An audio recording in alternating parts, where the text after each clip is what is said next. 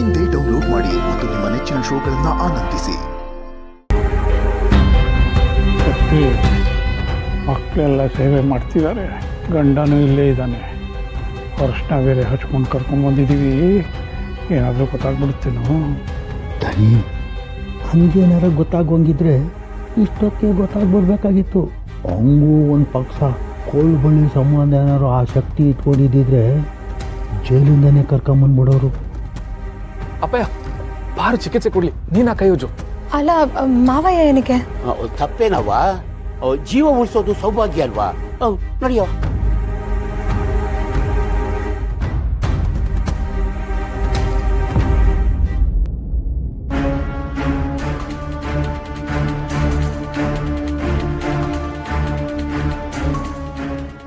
ಅರವ, ನಾನು ಮುಟ್ಟಿದ ತಕ್ಷಣ ಬೆರಳೆಲ್ಲ ಆಡಿಸ್ತಾವ್ರೆ, ಹೊಸಿ ನೋಡವ.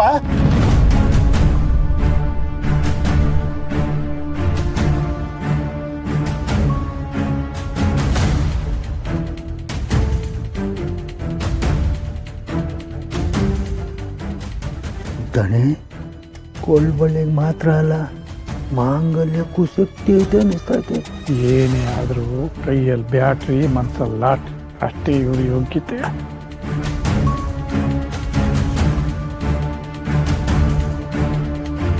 ನಿಜವಾಗ್ಲೂ ಬಿದ್ದಿದ್ರಾ? ಹೌದು ಡಾಕ್ಟ್ರೆ, ಬಿದ್ದಿದ್ರು. ಇವ್ರು ಬಿದ್ದಿದ್ದು ನಿಜಾನೇ ಆಗಿದ್ರೆ ಅಟ್ಲೀಸ್ಟ್ ತಲೆ ಪೆಟ್ಟಾಗಿ ಊದ್ಕೋಬೇಕಿತ್ತು.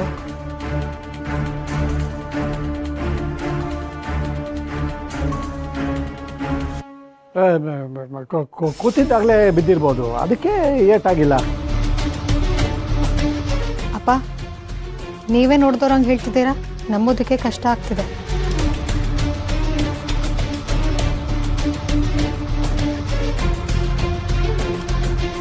ಅಯ್ಯೋ ಅವ್ವ, ನೀನೇನ ಬಿಟ್ಟೋಟ್ರೆ ನಾನು ನಿನ್ ಜೊತೆ ಬಂದ್ಬಿಡ್ತೀನಿ ಕಣವ್ವ.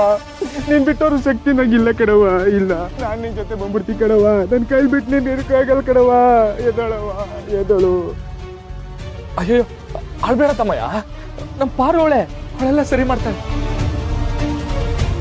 ತಾಯಿ ಇಲ್ದಿರೋ ಮನೆ ಹೆಂಗಿರ್ತದೆ ಅಂತ ನಂಗೆ ಗೊತ್ತು. ನೀನ್ ಸಮಾಧಾನ ತಗ. ಇಲ್ಲ, BP ಎಲ್ಲ ನಾರ್ಮಲ್ ಆಗೇ ಇದೆ, ಯಾವ ಡೆಫಿಷಿಯನ್ಸಿನೂ ಕಾಣ್ತಿಲ್ಲ. ಆದರೆ ಸುಮ್ಮನೆ ಯಾಕೆ ಬಿದ್ರು ಅಂತಾನೆ ಗೊತ್ತಾಗ್ತಿಲ್ವಲ್ಲ. ನಿದ್ದೆ ಊಟ ಏನಾದರೂ ಬಿಟ್ಟಿದ್ರಾ? ಇಲ್ಲ ಡಾಕ್ಟ್ರೆ, ಡೈಲಿ ಊಟ ಬತ್ತಿತ್ತು.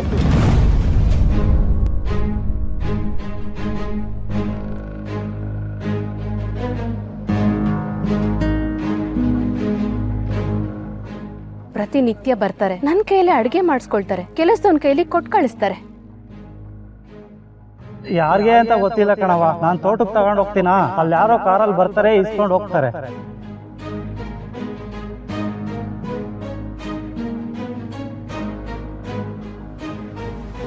ಊಟ ಬರೋದಾ?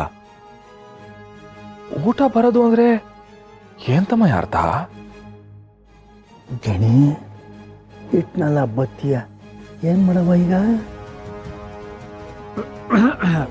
ಅದು ದಿವಸ ಇವ್ರ ಸೊಸೆನೇ ಅಡುಗೆ ಮಾಡಿ ತಂದು ರೂಮಿಗೆ ಬಡಿಸೋರು.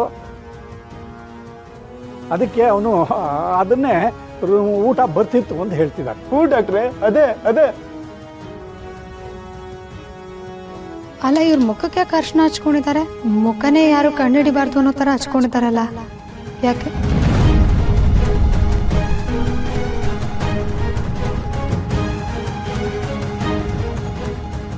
ಡಾಕ್ಟ್ರೆ, ನಮ್ಮ ಅವ್ವಂಗೆ ತಾನಕ್ಕೆ ಮುಂಚೆ ಅರ್ಶಿನ ಹಾಕೋ ಅಭ್ಯಾಸ ಐತೆ, ಅದಕ್ಕೆ ಹಚ್ಕೊಂಡವ್ರೆ. ಹೌದು ಪಾರ್ವತಿ, ಅವನು ಹೇಳ್ತಿರೋದು ಸರಿನೇ ಅಲ್ವಾ? ಅಪ್ಪ, ಅವ್ರ ತಾಯಿ ಮುಖ ಅರ್ಶನ ಆಗಿದೆ, ಆದರೆ ನಿಮ್ಮ ಕೈಗೆ ಅರ್ಶನ ಹೇಗೆ ಬಂತು?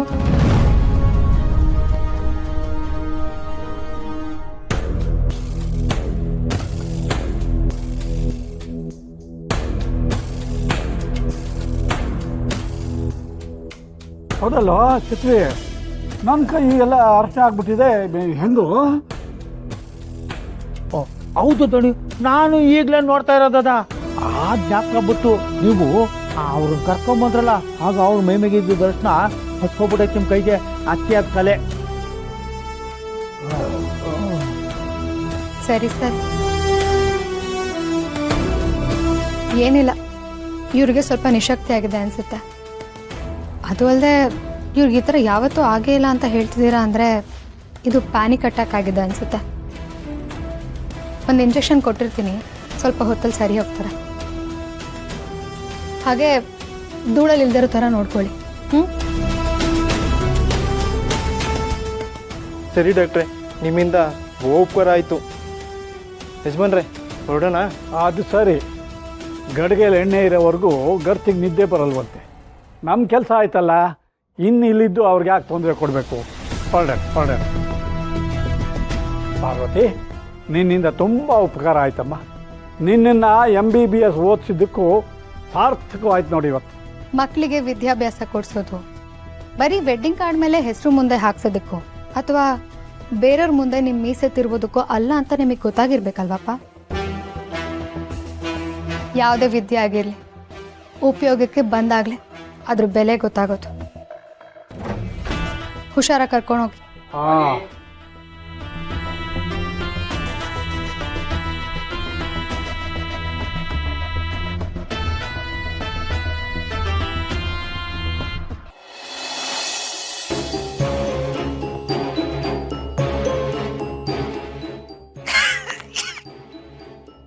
ಅದು ನಮ್ಮ ಪಟೇಲ್ರ ಅಜ್ಜಿ ಕಣ. ಅಣ್ಣೇನಳ್ಳಿ ಗುರು ಹೊಸಳ್ಳಿ. ಅವ ಏನು ಯೋಚನೆ ಮಾಡ್ತಿದ್ಯಾ? ಏನಿಲ್ಲ ಪಾರು. ನನ್ನ ಹತ್ರನೇ ಮುಚ್ಚಿಡ್ತೀಯಾ? ಅಲ್ಲ, ಮುಚ್ಚಿಡೋದು ಅಂತಲ್ಲ. ಮತ್ ಹೇಳು. ಪಾರು, ನೀನು ಮೊಬೈಲ್ ಕೊಟ್ಟಿದ್ದಲ್ಲ, ಬಿಡಿಸ್ಕೊಂಬಿಟ್ಯಾ? ಹೋಗ್ಲಿ ಬಿಡು, ಹೊಸದ್ ಕೊಡಿಸ್ತೀನಿ. ಇಲ್ಲ ಪಾರು, ಬೆಳಿಗ್ಗೆ ನಾನು ಗೋಡಂಬಿ ಗೋರ್ಕೆಗೆ ನನ್ನ ಫೋನ್ ತೋರಿಸ್ತಾ ಇದ್ದೆ. ಆ ಮೊಬೈಲ್ನಾಗೆ ಕೈ ತಪ್ಪಿ ಹಿಡಿಯೋ ಕಾಲು ಹೋಗ್ಬಿಡ್ತು. ಅದ್ಯಾರಿಗೆ? ಮಾವಂಗೆ. ಆಮೇಲೆ ಮಾವಂಗೂ ಅದು ಹಿಡಿಯೋ ಕಾಲ್ ಅಂತ ಗೊತ್ತಾಗ್ಲಿಲ್ಲ. ಅವರು ಫೋನ್ ಎತ್ತಿದ್ರು. ಆದ್ರೆ ಹಿಡಿಯೋ ಕಾಲ್ನಾಗೆ ಮಾವಂತವ ಒಂದು ಹೆಂಗ್ಸು ಒಂಥರ ಕತ್ಲೆ ಜಾಗ. ಅದು ನಾನು ಹೇಳಿದೆ, ಮಾವ ಇದು ಹಿಡಿಯೋ ಕಾಲ್ ಮಾವ ಅಂದೆ. ಹೇಳಿದ ತಕ್ಷಣ ಮಾವ ಫೋನ್ ಇಟ್ಬಿಟ್ರು. ಆಮೇಲೆ ಅವರೇ ಮಾಡೋದು. ಆಮೇಲೆ ಫೋನ್ ಮಾಡಿದಾಗ ಮತ್ತೆ ನಾನು ಕೇಳಿದೆ, ಪಾರೋ ಮಾವ ಹೆಂಗ್ಸ್ ಯಾರು ಅಂತವ. ಅದು ಪಟೇಲ್ ರಜ್ಜಿ ಅನ್ಬಿಡೋದ. ಪಾರೋ, ಪಟೇಲ್ ರಜ್ಜಿ ನಾನು ನೋಡಿಲ್ವಾ? ಅವ್ರಿಗೆ ವಯಸ್ಸಾಗೈತೆ, ಅವ್ರ ಕೈ ಮುಖ ಎಲ್ಲ ಸುಕ್ಕಾಗೈತೆ. ಆದ್ರೆ ಈ ಹೆಂಗ್ಸ್ ಕೈಯೆಲ್ಲ ಹಂಗಿರ್ಲಿಲ್ಲ ಪಾರೋ. ನಾನು ಬಿಟ್ಟವಾಗ್ಲೂ ಹೇಳ್ತೀನಿ, ಅದು ಪಟೇಲ್ ರಜ್ಜಿ ಅಲ್ಲ.